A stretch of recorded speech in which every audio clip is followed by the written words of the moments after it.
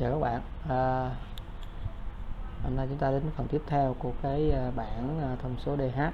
Thì sau khi chúng ta đặt các hệ trục độ lên trên robot thì chúng ta sẽ tiến hành điền các thông tin cho cái bảng DH. Thì một cái bảng DH của chúng ta nó bao gồm 4 giá trị.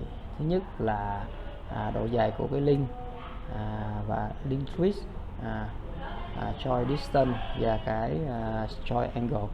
Thì chúng ta sẽ điền như cái bảng như trên hình, ví dụ như cái bảng như trên hình các bạn ha. Thì định nghĩa cái link length là gì?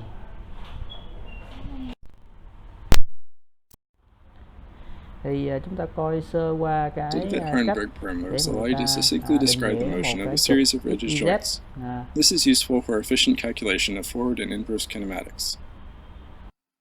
The process begins by defining the z-axis, along the axis of rotation for revolute joints, or the axis of translation for prismatic joints. Since this is the first joint, the x-axis is a free choice. For later joints, each x-axis will point away from the previous joint. The y-axis simply completes the right-handed reference frame. Now if we add another joint, we can determine the transformation between them.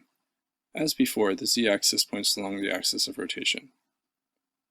The dh parameters will be derived from the common normal between these z-axes. The common normal is orthogonal to both vectors, and is also the shortest line between them. The new x-axis points along the common normal, and has its origin at the intersection with the new z-axis. Notice the origin is not within the physical actuator, because the dh parameters are only concerned with the motion of the links, not the physical placement of components. Using this protocol for laying out the reference frames, only 4 parameters are needed. The first of these, d, is the depth along the previous joint's z-axis, from the origin to the common normal.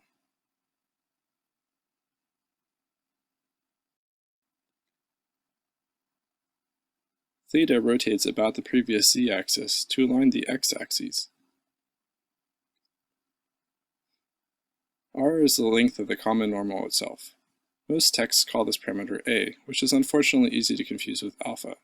Instead, calling it R is a useful mnemonic, as this is also the radius of revolution for the new origin about the previous z.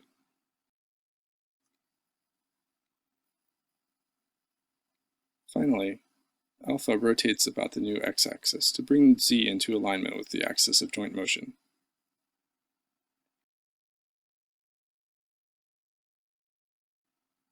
Now there's one special case, when the z-axes are parallel.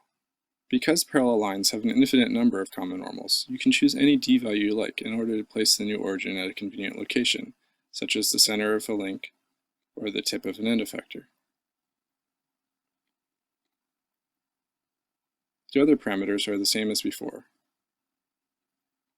Theta rotates about z to align the x-axis with the normal, and r translates out along the normal to reach the new origin.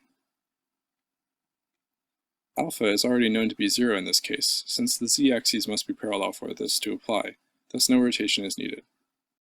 Congratulations, that's all there is to it.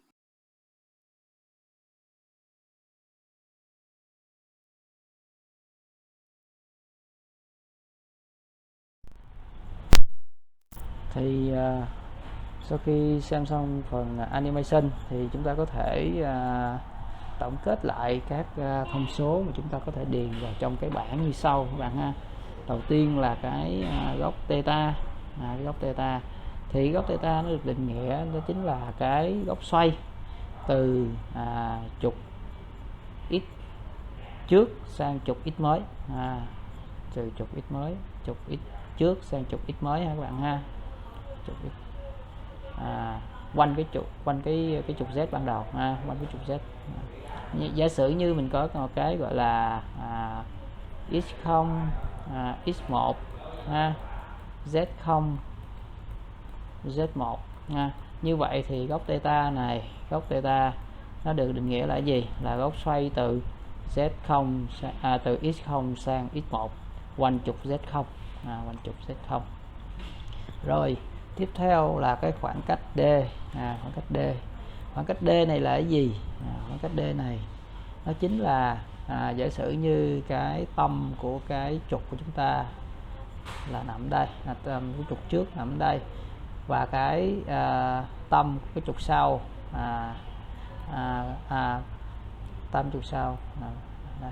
Thì cái DI này nó được tính là nó chính là gì? Khoảng cách của cái tâm của cái trục trước các bạn, tâm trục trước đến cái gì? Đến cái giao điểm của cái thằng X nối dài qua các cái trục Z này. Nghĩa là cái gì? D này nó được tính là gì? Của cái thằng X1 này các bạn ha, X1 giao với lại thằng Z0 này, X1 giao với thằng Z0 và khoảng cách đó là khoảng cách DI, DI đi lên, giao X1 này các bạn. Giả sử đây là X1 giao với thằng Z0 đây, giao thằng Z0, Z0 mình hướng này, giao là điểm này, thì DI nó chính là cái khoảng cách này, DI chính là khoảng cách này. Rồi cái độ dài liên len có nghĩa là cái gì? Như trong định nghĩa nó là cái gì? Độ dài của cái link, đúng không các bạn? Như vậy thì độ dài của cái link nó được tính bằng cái gì? AI. AI nó chính là cái gì? Nó chính là cái khoảng cách, đúng không?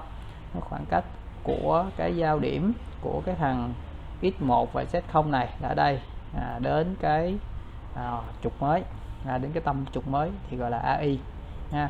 Như vậy thì Z1 Z0 với lại X1 nó lại phát huy tác dụng ở đây nữa, là giao điểm ngay đây và nó chiếu xuống cái ô mới ngay tâm ô mới thì là AI. Rồi cái góc alpha này được tính bằng cái gì? Góc alpha này được tính đó là nó là cái góc xoay, cái góc xoay từ cái ZI-1 sang ZI quanh cái trục XY, góc xoay.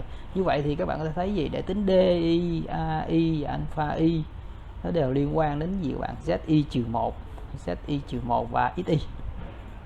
ZI-1 XY nghĩa là Z trước và X mới, Z trước và X mới các bạn.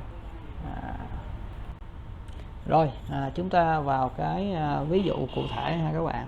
Ví dụ như giả sử như con robot chúng ta đã đặt cái hệ trục tọa độ như trên hình, đặt hệ trục tọa độ như trên hình. Bây giờ chúng ta hãy điền những thông số vô. Đầu tiên là chúng ta hãy điền cái cột theta trước các bạn. Chúng ta điền cột theta, theta trước thì theta nó chính là gì các bạn? Góc xoay từ x0 sang x1, đúng không? Quanh cái trục z0, đúng không? Từ x0 nè, các bạn thế vô số vô đây thôi ha. Theta nó là quay số 1 liên là 1 đây ha, thì x1 ha, quay từ x0 sang x1 nghĩa là gì? Quay từ x0 sang x1, quay từ x0 sang x1 quanh cái trục z0. Như vậy thì ở đây chúng ta chẳng cần quay gì cả. Như vậy thì chúng ta sẽ điền số 0 đây, đúng không? Điền số 0 đây. Tuy nhiên như trong cái slide đã trình bày, nếu như mà cái khớp này là khớp xoay, Z này là khớp xoay, thì các bạn điền cái số nó là cái số biến xoay của cái khớp đó, biến xoay của khớp đó. Thì như vậy thì cái biến xoay đây là biến xoay của cái choi đó, thì cái biến xoay ở đây là theta 1. Như vậy thì chúng ta để điền là theta 1 vô các bạn ha, theta 1. Rồi DI được tính bằng công thức gì? D là gì các bạn? D cứ nhớ là cái thằng x0 và z1, đúng không? Nó liên quan đến hàng này. Giao điểm của x0 với z1, x0 với z1 đâu? Xin lỗi, z0 với x1 chứ, xin lỗi, z0 với x1, Z0 đây, x1 đây nó cắt ngay đây. Ok, Z0 và x1 đây nó cắt ngay đây, đúng không các bạn? Như vậy thì D nó là gì? Nó là cái khoảng cách của cái giao điểm đó, khoảng cách của cái giao điểm đó đến cái Z0, đến cái Z0, khoảng cách của giao điểm đó đến 0. Như vậy thì khoảng cách của giao điểm đó đến Z0 là gì? Là D1 đây, đúng không các bạn? Là D1 đây chứ còn gì nữa, là D1 đây nên mình điền D1 vô. Rồi tiếp theo là góc alpha. Góc alpha là gì? Là góc xoay từ gì các bạn? Từ Z0 sang Z1, quanh trục x1, đúng không? Từ Z0 sang Z1 quanh trục x1. nhưng mà Z0 và Z1 cùng hướng rồi, như vậy thì alpha đây bằng 0, alpha bằng 0. Rồi A là cái gì? A nó là lại Z0 với X1 tiếp, Z0 với X1 giao điểm với Z0 với X1 tại cái điểm tâm mới là O1, tại điểm tâm mới là O1. Như vậy thì A nó bằng 0, ngay tâm đó là còn đâu nữa. Ok ha. Rồi cái hàng thứ hai là liên 2. Liên 2 ở đây thì liên 2 ở đây đầu tiên là góc alpha, góc theta, xin lỗi, góc theta. Như vậy thì đây là cái khớp trượt nên mình mạnh dạn ghi theta bằng 0, khớp trượt mà, đúng không? Rồi cái D, cái D đó là cái gì các bạn? D là gì? Là khoảng cách. D này nó chính là khoảng cách giao điểm, đúng không? Bây giờ mình tìm lại là cái gì? Sang liên 2 là cái gì? Z1 x2, đúng không? Z1 x2, Z1 x2. Thì Z1 đâu? Z1 đây, Z1 đây, Z1 đây, x2 đây, Z1 x2. Như vậy nó là gì? Khoảng cách của giao điểm Z1 x2 đến cái thằng O1. Như vậy thì nó là D2 cái gì nữa? Nó là D2, nó là D2 ha, là D2, và D2 này nó là biến các bạn ha, D2 này nó là biến. Rồi góc alpha, góc alpha nó được định nghĩa A trước đi, A trước đi, vẫn Z1 x2, Z1 và x2 ngay đây, và gì? Và khoảng cách của Z1, giao điểm của Z1 x2 đến O2 thì nó là 0, đúng không? Như vậy là giao điểm của Z1 với lại x2 ngay O1, đúng không các bạn? Như vậy thì A nó bằng 0, A nó bằng 0. Rồi góc alpha này tính sao? Góc alpha là gì các bạn? Quay từ gì? Z1 sang Z2, quanh trục x2, x2 đây, Z1 đây, thì Z1 trả chữ lên đây. Thì nếu như quay quanh trục x2 theo chiều này, đúng không? Theo chiều này, theo chiều cùng chiều kim đồng hồ, đúng không?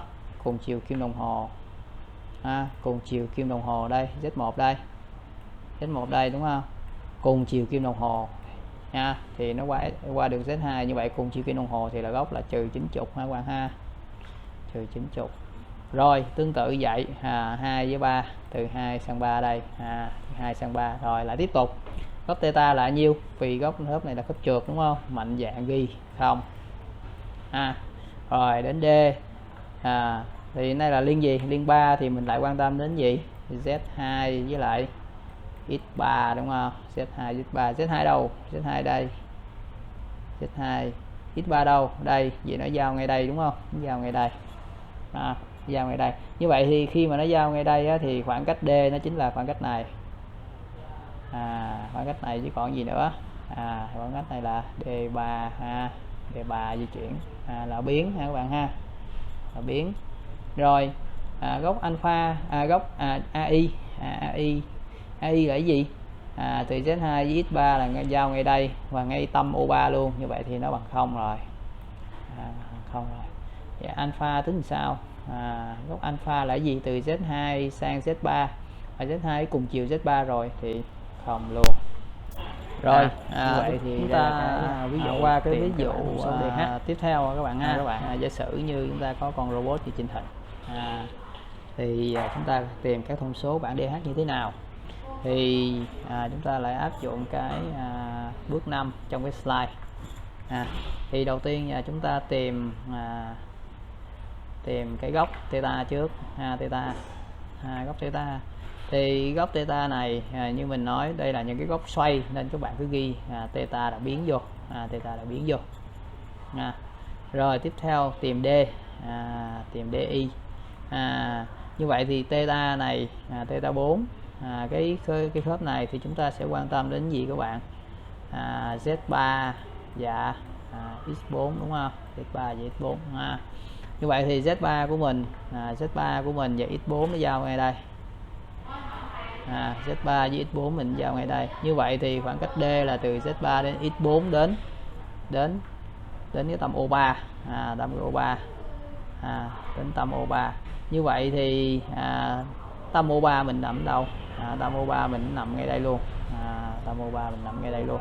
Như vậy thì DI mình bằng 0, bằng 0. Tâm O3 mình nằm ngay đây luôn các bạn. Tâm O3 mình nằm đây luôn. Rồi cái AI là gì? Giao điểm của Z3 với X4 đến cái tâm mới là tâm O4. O3 O4 nó trùng nhau rồi các bạn. O3 O4 trùng nhau, như vậy thì này bằng 0 luôn, bằng 0 luôn. Rồi góc alpha là gì? Góc alpha là quay từ Z3 sang Z4 đúng không? Từ Z3 sang Z4 quanh gì? Quanh trục X4 đúng không các bạn? Quanh trục X4. Như vậy thì ở đây là mình quay góc thuận chiều kim đồng hồ ha, nhìn từ hướng X4 này các bạn, nhìn từ hướng X4 vô thì từ Z3 sang Z4 mình quay thuận chiều kim đồng hồ, như vậy thì quay là trừ 90 các bạn ha, trừ 90. Ok ha. Rồi tiếp tục đến cái link 5, đến cái này, đến cái vị trí này. Thì bây giờ tìm góc theta thì như mình nói, góc theta 5 này góc xoay thì các bạn cứ ghi theta 5 vào nha. Rồi DI khi mà theta 5 thì mình sẽ quan tâm đến gì các bạn? Z4 và X5 đúng không? Z4 với X5. Z4 với X5. Như vậy Z4 của mình đâu? Z4 mình đây. Z4 mình đây. Z4 đây. X5 mình đâu? Z4 X5 nó lại giao nhau đây. Z4 với X5, X5 đây các bạn. Z4 đây, Z4 với X5 nó giao với nhau. Như vậy thì Z4 với X5 giao với nhau, như vậy thì D của mình là gì? Bằng 0 luôn, tại vì khoảng cách của giao điểm đó đến cái thằng O4 là bằng nhau, là giống nhau. Như vậy thì O3 trùng với O4 trùng với lại O5 luôn các bạn. 3 trùng O4 trùng O5 đây nha. Như vậy thì ở đây D bằng 0. A bằng nhiêu? A bằng nhiêu? A thì nó cũng là giao điểm của Z4 với X5 đến cái thằng nào? Đến cái thằng O5 đúng không? Nhưng mà Z4 với X5 giao điểm ngay tại O5 luôn. Như vậy thì A bằng 0 luôn. Rồi cái góc alpha là từ gì? Từ Z4 sang Z5 quanh trục X5. Z4 sang Z5 quanh trục X5 đây. Z4 đây. Từ nhìn từ hướng này xuống thì để mà xoay từ Z4 sang Z5 các bạn quay gì các bạn? Quay ngược chiều kim đồng hồ đúng không? Quay ngược chiều kim đồng hồ. Như vậy thì các bạn điền vô góc 90 đây. Vô góc 90. Rồi đến cái liên 6 này, liên 6 này đây. Liên 6 này đây. Như vậy thì tọa độ O6 này nằm đây, như vậy thì khớp này là khớp gì các bạn? Khớp xoay. Như vậy thì theta 6 mình xoay qua để góc theta 6 đây. Ok ha. Rồi khi mà x6 này góc O6 này thì chúng ta quan tâm đến gì? Z5 và x6 đúng không bạn? Z5 và x6 ha, Z5 và x6. Rồi cái D này chúng ta tính sao? Giao điểm của Z5 với x6 đâu? Z5 và x6 là giao điểm là ở đây đúng không bạn? Giao điểm là ở đây. Ở đây chính là cái n effector đây các bạn. N effector. Thì Z5 và x6 thì nó nằm ở đây. Giao nằm ở đây. Như vậy thì khoảng cách D nó chính là giao điểm Z5 x6 project vô cái so với lại cái O5. Vô so với O5, mà O5 nằm ở đây, như vậy thì nó chính là cái khoảng cách này. Chính là khoảng cách này các bạn. Như vậy thì khoảng cách này là khoảng cách D6. Định nghĩa này là khoảng cách D6. Rồi A là cái gì? A là giao điểm Z5 với X6 ngay tại O6. Z5 với X6 so với lại O6. Z5 với X6 ngay đây, O6 ngay đây luôn các bạn. Như vậy là bằng 0. Bằng 0. Rồi góc alpha là góc xoay của Z5 sang Z6, mà Z5 Z6 nó cùng hướng rồi thì mình cũng bằng 0 luôn các bạn. Ok ha, thì đây là cái trường hợp thứ hai các bạn ha. Rồi chúng ta qua cái ví dụ tiếp theo. Thì giả sử như chúng ta có được một cái robot và đặt hệ trục tọa độ như trên hình, thì lần lượt chúng ta sẽ điền cái giá trị vào cái bảng DH các bạn ha. Thì đầu tiên chúng ta quan tâm đến cái góc theta. Góc theta thì góc theta nó chính là xoay từ x0 sang x1 quanh trục z0 đúng không các bạn? thì từ x0 sang x1 ở đây xoay thì nó là 0 độ rồi, đúng không? 0 độ rồi. Như vậy thì chúng ta chỉ cần việc là thêm cái góc theta vô thôi. Như vậy thì cái góc theta 1 vô, theta 1 vô thì theta 1 này là biến các bạn ha, theta 1 này là biến. Rồi khoảng cách D, khoảng cách D thì với cái hệ trục tọa độ này thì chúng ta quan tâm đến gì các bạn? Z0 và x1, đúng không? Z0 và x1 ha. Như vậy thì giao điểm của Z0 với x1 ở đâu các bạn? Z0 với x1 thì giao điểm là ngay đây. Z0 với x1 giao điểm là ngay đây. Như vậy thì D nó chính là khoảng cách của giao điểm này đến cái O0, đến cái hệ tọa độ cũ. Như vậy thì nó chính là A1, đúng không các bạn? A1 A1. Rồi cái góc alpha, AI, tính AI trước. AI thì giao điểm Z0 với x1 là ở đây, đến cái thằng O2 đây, đến thằng O2 đây. Như vậy thì đến thằng O1 đây, xin lỗi, O1 đây. Như vậy thì khi mà đến O1 thì nó chính là A2, đúng không ạ? A2 ha, A2. Rồi góc alpha thì nó chính là gì? Quay từ Z0 sang Z1 quanh trục x1, quanh trục x1. Thì trục x1 mình ở đây, trục x1 mình ở đây, Z0 của mình đâu? Z0 là hướng đây, Z0 là hướng đây, Z0 là hướng đây. Như vậy thì nếu như mà để mà quay từ Z0 sang Z1 quanh cái trục x1 này thì mình sẽ quay ngược chiều kim đồng hồ, đúng không các bạn? Ngược chiều kim đồng hồ ha, ngược chiều kim đồng hồ, đúng không?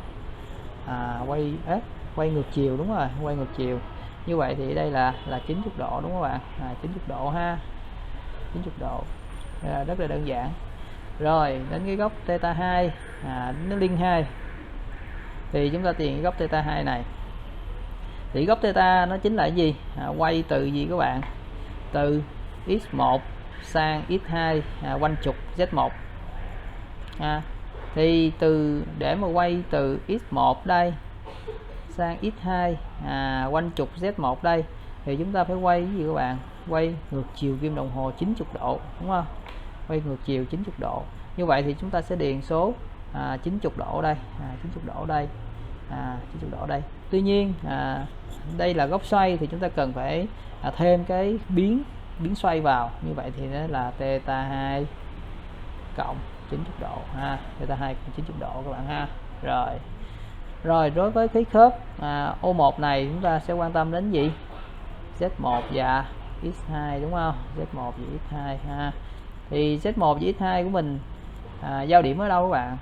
Z1 và X2 là giao điểm ngay tâm luôn, ngay đây luôn. Như vậy thì Z1 với X2 giao điểm này đối với thằng O1 là bao nhiêu? Là 0. Là 0. Rồi giao điểm của Z1 với X2 đối với O2 là nhiêu? Cũng ngay tại đó luôn, thì là 0, còn gì nữa. Rồi góc alpha của mình thì là bao nhiêu? Góc alpha nó chính là xoay từ gì các bạn? Từ Z1 sang Z2, đúng không? Từ Z1 sang Z2 quanh trục X2, quanh trục X2. Thì từ Z1 mà quay sang Z2 quanh trục X2 mình quay ngược chiều kim đồng hồ, đúng không? Như vậy đây cũng là 90 độ tiếp, 90 độ tiếp. Ok ha. Rồi đối với cái khớp số 3 đây, liên số 3 đây. Thì liên số 3 này nó hơi đặc biệt chút. Số 3 cái góc O3 nằm đây. Góc O3 nằm đây. Như vậy thì đầu tiên mình sẽ chịu góc theta. Góc theta là gì? Xoay từ gì các bạn? Từ x2 sang x3 quanh Z2, quanh Z2. Vậy Z2 mình đây, Z2 mình đây. Từ x2 mà sang x3 thì mình quay góc gì các bạn? Góc 90 độ, đúng không? Góc 90 độ. Góc 90 độ. 90 độ. Và mình phải thêm cái biến xoay nữa, đúng không? Nhưng mà ở đây là cái gì? Cái này là biến tịnh tiến nên cái biến xoay của mình là bằng 0, nên 0 cộng 90 độ thì mình có thể nói là ghi là 90 độ các bạn ha. Rồi đối với cái O3 này thì mình cần quan tâm đến gì? Mình quan tâm đến biến Z2 và X3, đúng không? Giao điểm của Z2 Z3 nằm đâu các bạn? Z2 Z3 nằm đây. Ồ, quá đã. Z2 Z3 nó nằm ngay đây. Nó nằm ngay đây.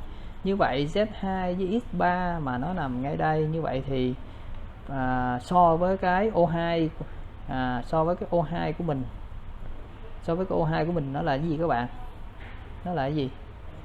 Nó chính là khoảng cách A3, A4 và D3 này. Nhưng mà như vậy thì DI nó sẽ bằng A3 cộng A4 cộng D3 ha các bạn, cộng D3 rồi AI đây bằng nhiêu? AI bằng nhiêu? Nó chính là cái gì? Xoay giao điểm này so với cái O3 thì nó là bằng 0 đúng không các bạn? 0. Rồi cái góc alpha là xoay của gì các bạn? Z2 sang Z3. Z2 sang Z3 thì nó cũng bằng 0 ok.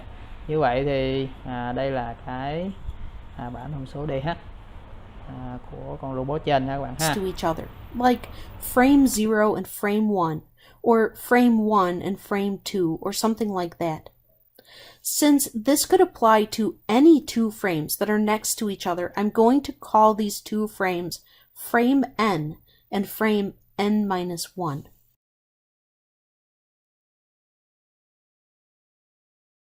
Theta is the amount that we have to rotate frame n-1 around the axis zn-1 in order to get axis xn-1 to match the axis xn.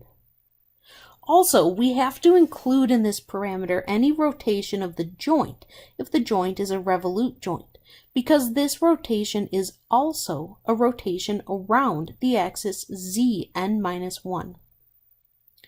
Let's try to understand this parameter better by looking at an example. Here's the kinematic diagram we drew in the last video. Here we have 4 frames, so we need to have 3 rows in our parameter table. We also have 4 columns, one for each parameter. The first 2 parameters are the rotational parameters, theta and alpha. The rows are labeled for the value of n, so we have 1, 2, and 3. Let's apply the definition of theta to the first row here. We'll substitute n equals 1 because this is row number 1. Theta then is the amount that we have to rotate frame 0 around the axis z0 in order to get axis x0 to match axis x1. In our diagram, x0 is pointing to the right, and x1 is also pointing to the right.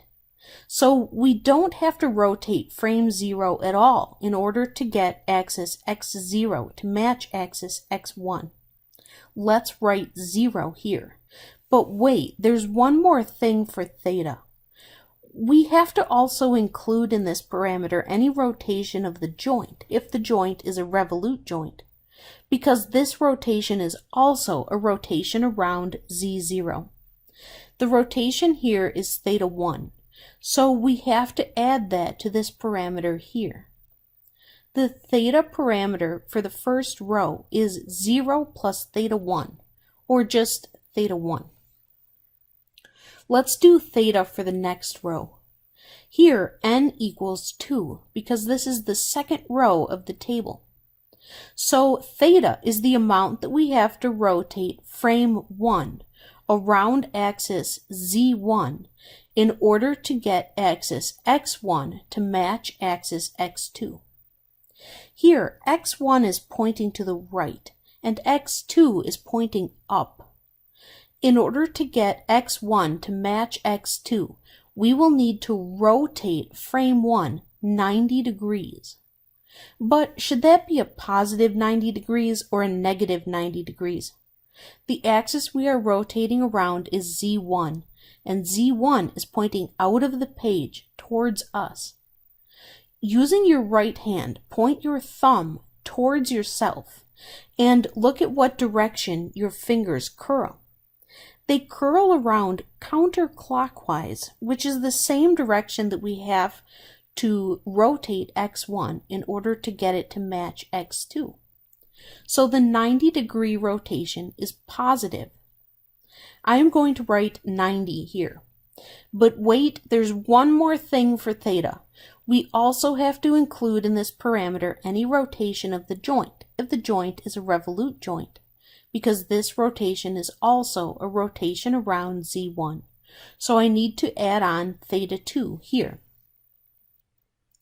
Now let's do theta for the last row. Here n equals 3 because this is the third row of the table. So theta is the amount that we have to rotate frame 2 around the axis z2 in order to get axis x2 to match axis x3. Axis x2 is pointing up and axis x3 is pointing towards us out of the page. So we need to rotate x2 90 degrees to get it to match. But should that be positive or negative? To find out, we put our right hand thumb in the direction of z2 to the right. The direction our fingers curl is the same direction that we want to rotate x2. It's towards us. So the 90 is positive. I'm going to write 90 here. But wait, there's one more thing for theta. We also have to include in this parameter any rotation of the joint, if the joint is a revolute joint. But this joint isn't a revolute joint. So the 90 that we wrote is all we have here.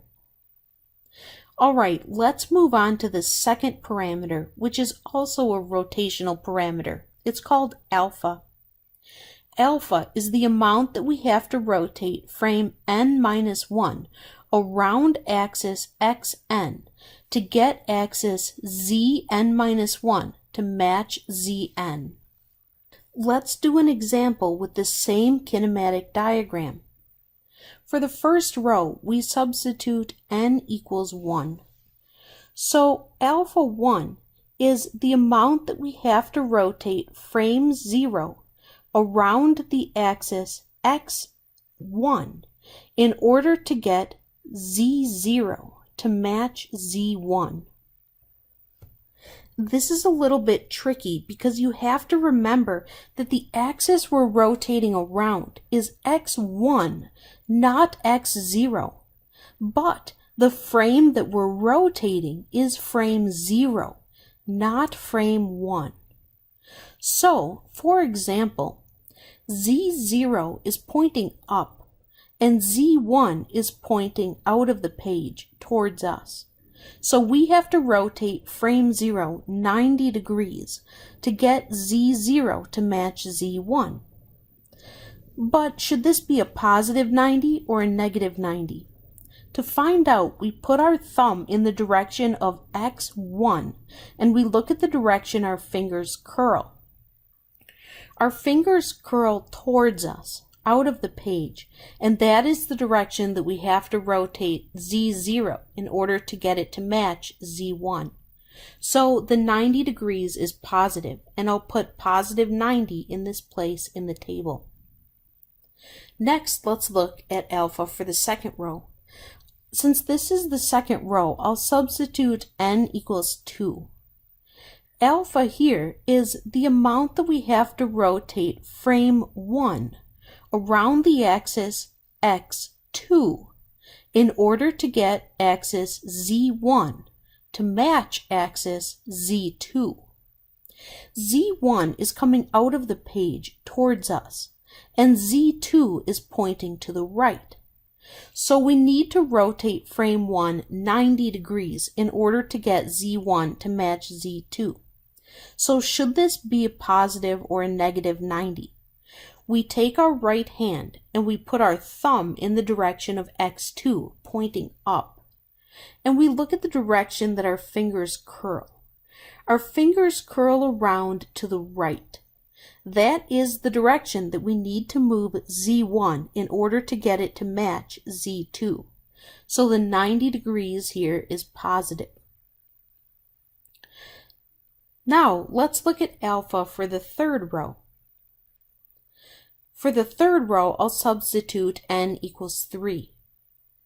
Alpha is now the amount that we have to rotate frame 2 around the axis x3 in order to get z2 to match z3. z2 is pointing to the right and z3 is also pointing to the right. So we don't have to rotate frame 2 at all in order to get these two axes to match. So I'll put 0 in here for alpha in the third row. Let's move on to our first displacement parameter, r. Here's how r is defined. r is the amount of displacement from the center of frame n-1 to the center of frame n, measured only in the xn direction. Let's look at some examples. The displacement from the center of frame 0 to the center of frame 1 is this vector shown here. I want to write the component of this vector that is only in the x1 direction. The component of this vector that is in the x1 direction, which is pointing to the right, is the link length a2. So I'll write a2 here in the table. Next, we can move on to r for the next row. r for the next row is the displacement from the center of frame 1 to the center of frame 2, measured only in the x2 direction. The displacement between these two frames is 0 because the center of the two frames are exactly on top of each other. So I write 0 in this place of the table. Okay, for the third row, r is the displacement from the center of frame 2 to the center of frame 3, measured only in the x3 direction. The displacement from the center of frame 2 to the center of frame 3 does not have any component in the x3 direction, so I write 0 in this place of the table. And we're finished with this parameter. Let's move on to the second displacement parameter, d. d is the amount of displacement from the center of frame n-1 to the center of frame n, measured only in the zn-1 direction.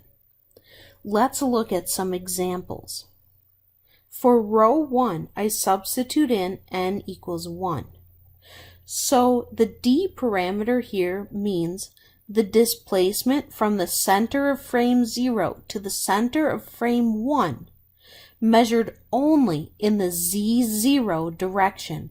The component of this vector in the z0 direction is a1, so I'll write a1 in this part of the table. Next, let's do d for the second row. I substitute n equals 2 into the definition of the d parameter. d for row 2 is the displacement from the center of frame 1 to the center of frame 2, measured only in the z1 direction. Now here, filling in this parameter is very easy because the center of frame 2 is exactly in the same place as the center of frame 1. There is no displacement at all between the centers of these frames. So, since there is no displacement at all, the z component is also 0, and I fill in 0 in this place of the table. Lastly, let's do the third row. I substitute in n equals 3. d for the third row is the displacement from the center of frame 2 to the center of frame 3, measured only in the z2 direction. I have quite a few components of this vector to take into account. This displacement includes the link length a3, the link length a4, and also the joint variable d3. So in this part of the table, I'm going to write in a3 plus a4 plus d3. We've now finished filling out the table for this example.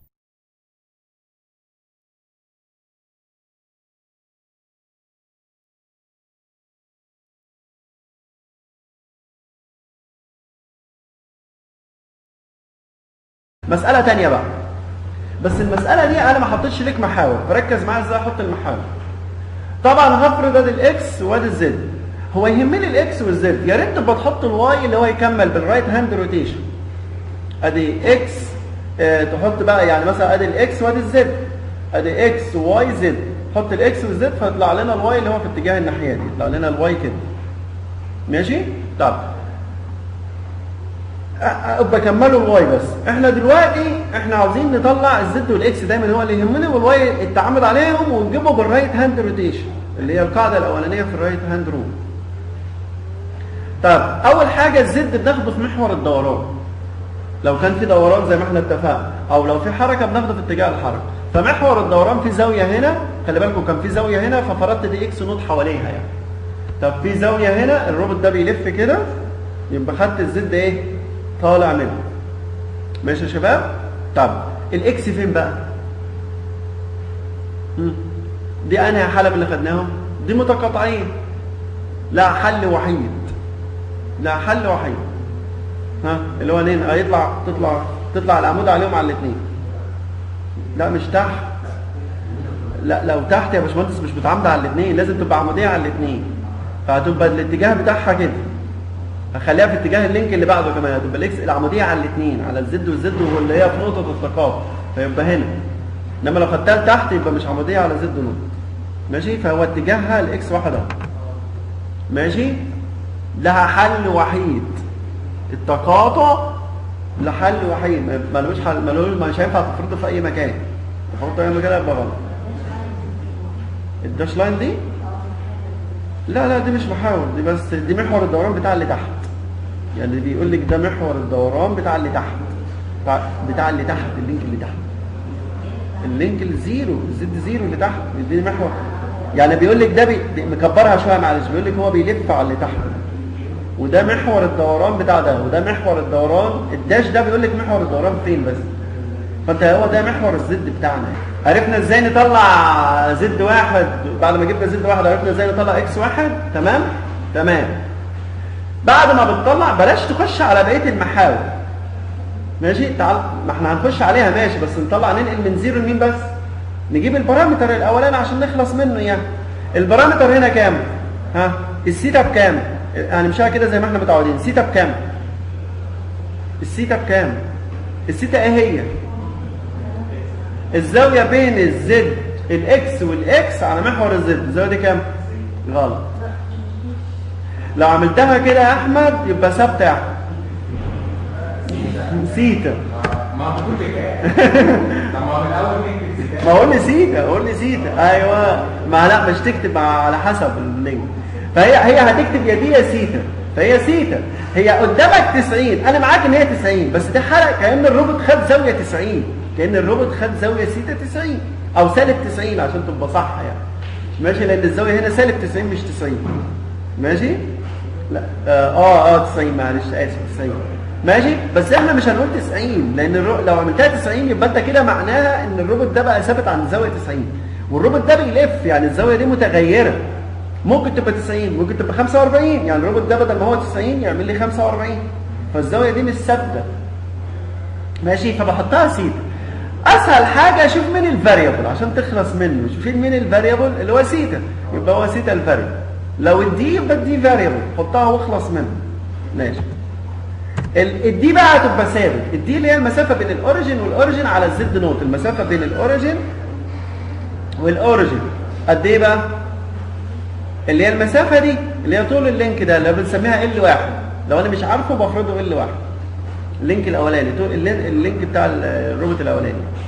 طب الالفا، الاي والالفا دايما ثوابت، لازم يتحسبوا. الاي والالفا دايما ثوابت. ها؟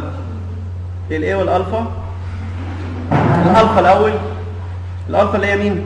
الزاويه بين الزد والزد على الاكس، فامسك الاكس هنقل الزد نوت، هنقل الزد نوت اللي هو واقف كده دلوقتي، هنقل الزد نوت للزد واحد. ها الزاويه دي، الزاويه دي 90 باي على 2. تمام. الايه اللي هي المسافه بين الزد والزد على الاكس الجديده. على الاكس الجديده المسافه دي قد ايه؟ صفر. تمام؟ ها تمام. الزد الالفا ماشي. الباشمهندسه عاوزانا نعيد الالفا. الالفا اللي هي مين يا باشمهندسه؟ الزاويه بين الزد والزد، بقيسها حوالين مين؟ الاكس الجديده. فامسكي ايدك على الاكس الجديده. الاكس اللي هي كده الجديده طبعا. الزد نوت طوليه بس شويه، ما ده ممتد طوليه، فالزد نوت اهو، ده الزد نوت صح؟ اللي هو واقف كده طالع لفوق. في زاويه ما بينهم، الزاويه دي 90 صح؟ ما ده واقف، واحد واقف كده وده واقف كده صح؟ فالزاويه دي بينهم كام؟ 90. قد ايه بقى؟ موجب ولا سالب؟ موجب، لان انا همسك الاكس وهدور كده، فالزاويه دي 90. تمام؟ ها؟ تمام؟ المسافه بين الزد والزد على الاكس الجديده صفر. هل انا محتاج انقل الزد نوت؟ همشي محتاج امشي على الاكس واحد عشان اوصل للزد واحد؟ طبعا لا، مش محتاج، المسافه هنا صفر. طب الزد الثانيه باخده محور الدوران، اللينك الثاني بقى اللي هو اللينك الثاني. اللينك الثاني اللي هو ده بيلف ازاي؟ اللينك الثاني ده، اللينك ده بيلف ازاي؟ بيلف كده. فالزد هيبقى طالع كده، هتخلي دايما الاتجاه الموجب طالع مننا كده. طب الاكس فين يا شباب؟ ها؟ هو هنا لا عدد لا نهائي، بس عشان اوفر على نفسي اخدها في نفس الاتجاه اللي هي هتبقى عموديه على الاثنين. ماشي اهو، ادي الاكس 2 ماشي. لو واحد خدها فوق ماشي تنفع ودي تنفع، بس هتجيب زوايا على الفاضي. فهنا لا، هي زاويه كده وخلاص. لو واحد شاطر هيلاقي انك بس، لو واحد شاطر بسرعه كده هتلاقي انك بس حضرتك بتعمل فيه ترانسليشن صح؟ بس مع الترانسليشن في حاجه كمان، في روتيشن. طب تعالى نجيبهم واحده واحده. ايوه اللي هي السته بتاعت اللينك اللي قبل. طب تعالى نشوف اول حاجه مين اللينك ده اللي انا بنقل مين لمين. انسى بقى الزد نوت ده خالص، انسى ده خالص. انا هنقل زد واحد واكس واحد لزد 2 واكس 2. هنقل من زد واحد واكس واحد لزد 2 واكس 2. تمام يا باشمهندسين؟ طب هعمل ايه بقى دلوقتي؟ السيتا كام؟ السيتا اللي هي الزاويه بين الاكس والاكس. الناس هتقول لي صفر، غلط. لو قلت صفر يبقى الرابط ده معناه بيلفش، مش في زاويه. يعني مثلا على سبيل المثال عاوز تعرفها بسهوله، يعني احنا قلنا ممكن مين الفاريبل هيبقى سيتا 2 وخلاص. طب واحد عاوز يقتنع بيها، لا انا عاوز اقتنع بيها يا باشمهندس، ما بحبش انا الكلام ده، انا عاوز اقتنع من عينينا. حاضر، تقتنع ازاي؟ يا باشمهندس الروبوت ده واخد زاويه معينه، مش انت بتجيب، مش ده اللينك الثاني؟ طب لفف، حرك. لما تيجي تحركه الاكس واحد والزد واحد ثابتين على فكره، في الحاله دي هم ثابتين. مين اللي هي اصل انا بلفف حوالين الزد، اللي هيتحركوا اللي هي النقطه دي اللي هتتحرك، الاند بوينت دي هي اللي هتتحرك، فده هينزل لتحت. هيبقى في زاويه بين الاكس واحد والزد، الاكس واحد والزاويه اكس 2. مقدارها قد ايه؟ مقدار الزاويه اللي انت حركتها اللي هي سي. تمام؟ يعني في زاويه ما بينهم، انت دلوقتي شايفها صفر، دي سبيشال كيس لان الروبوت واقف. انما الروبوت لما يتحرك ده هيبقى ده لما يجي يلف ده هيلف، هو هلففه، فلما يجي يتلفف هياخد زاويه. الزاويه دي مقدارها قد ايه؟ مقدارها اللي هي السي. تمام؟ فهي فيها سي. طب بعد ما جبتها سي، الدي بقى هتبقى ثابته. الدي اللي هي المسافه بين مين؟ الدي المسافه بين مين؟ يا شباب الناس مش معايا خالص. الدي المسافه بين مين ومين؟ اللي هو ايه من ده اللي بعده ده؟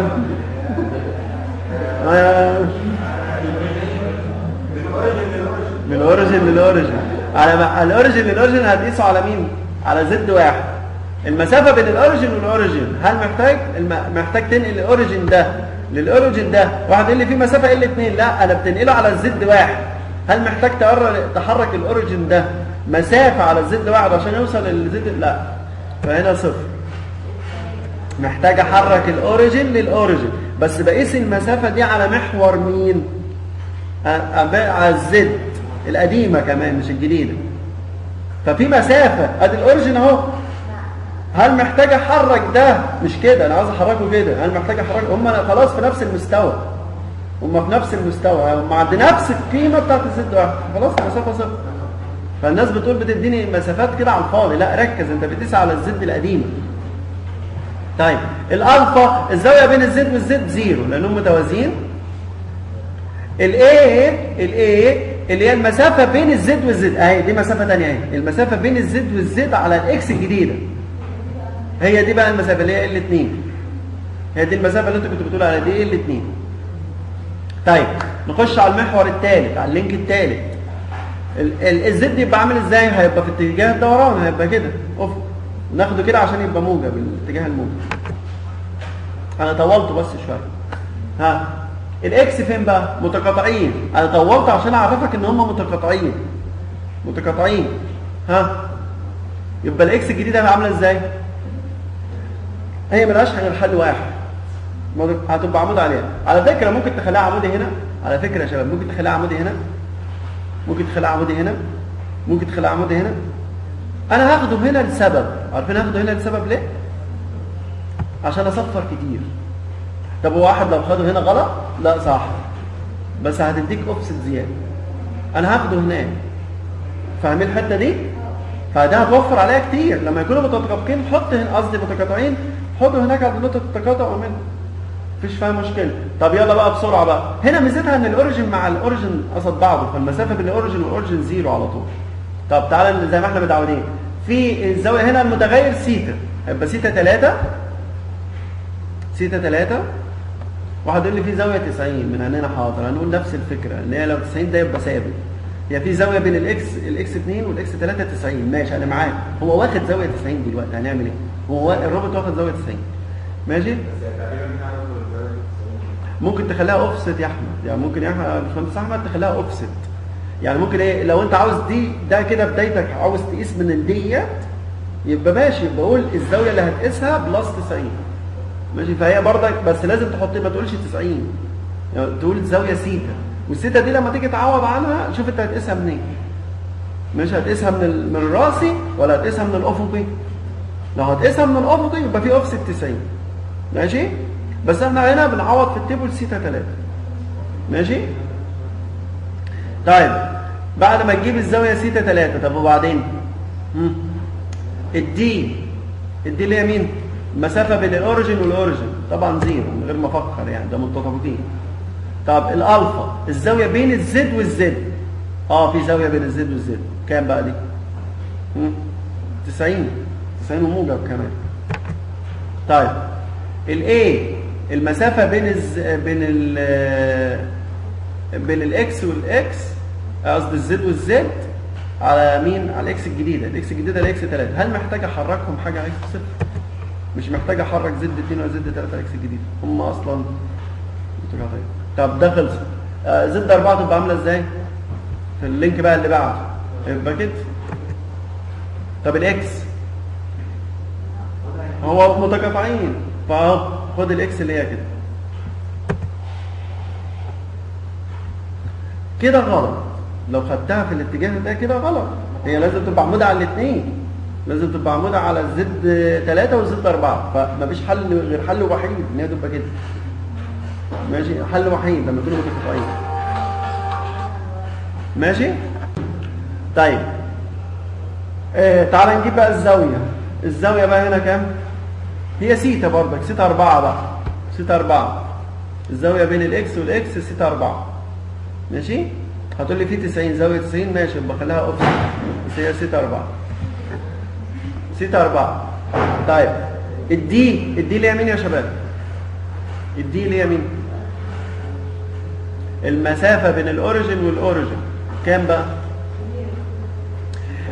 هي افرضوا اللينك ده بس ثابته كبيره، بس ثابته ثابت، يعني افرضوه الا 4، افرضوه ثابت، هو مسافه ماشي. المسافه بين الاوريجن ده والاوريجن ده مسافه واحده ماشي. افرضها ممكن تقول اللي هي ال زي ما انا عامل هنا ال 3 او ال 4 ماشي، او ال 3 زائد ال 4 لو انت مقسم دي مسافتها ال 3 ودي ال 4 ماشي.